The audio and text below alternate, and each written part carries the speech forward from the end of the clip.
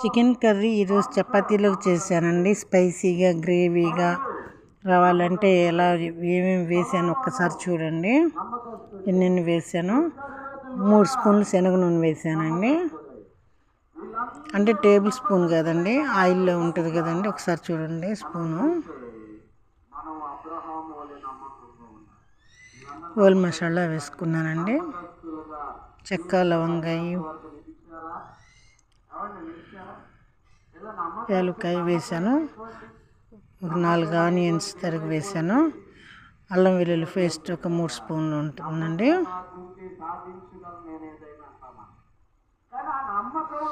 Chicken 1 కేజీకి లోపుగా.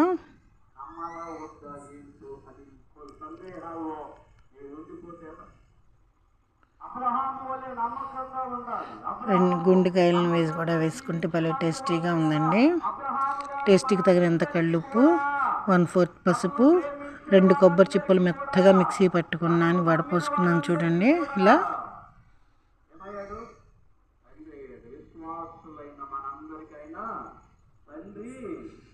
చాలా ఈజీ ప్రాసెస్ అండి. చిక్కగా వడకట్టుకొని పోసుకున్నాను.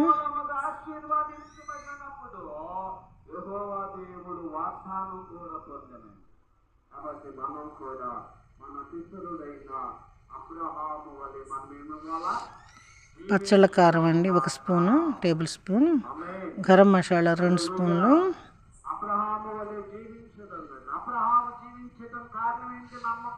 ఫైనల్గా నెయ్యి వేసుకున్నానండి.